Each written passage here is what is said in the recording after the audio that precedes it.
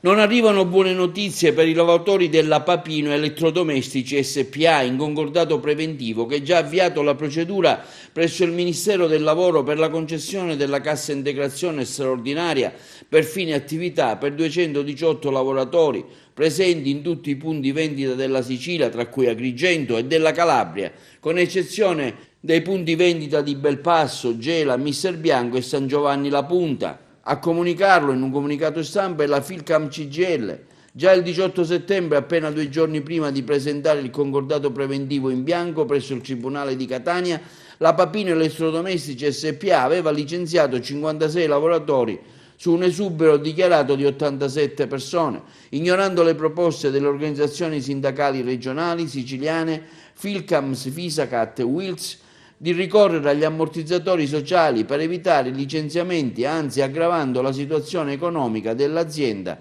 che, chiudendo la procedura di licenziamento con esito negativo, ha dovuto corrispondere all'INPS il ticket per i licenziamenti maggiorato di 9 volte. Le organizzazioni sindacali Filcams, Fisascat e Wills nazionali hanno già chiesto l'incontro di un esame congiunto presso il Ministero del Lavoro, pur evidenziando l'incongruenza dell'azienda Papino che in Sicilia ha già licenziato 56 lavoratori. In una dichiarazione congiunta dei sindacati, Mangione per la segreteria della CGIL, Gugliotta per la segreteria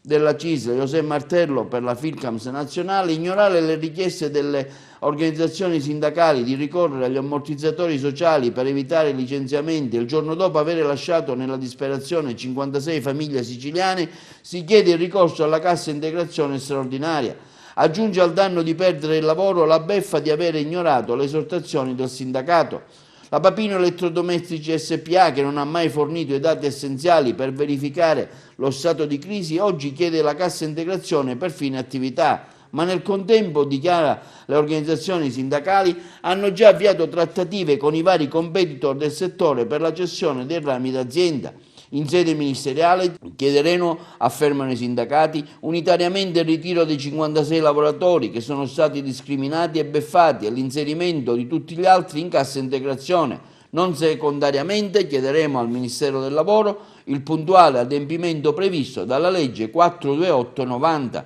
che prevede specifiche garanzie di continuità occupazionale per i lavoratori presenti nei vari rami d'azienda. La Filcam CGIL con le altre organizzazioni sindacali vigilerà in tal senso per garantire ai lavoratori una continuità occupazionale certa.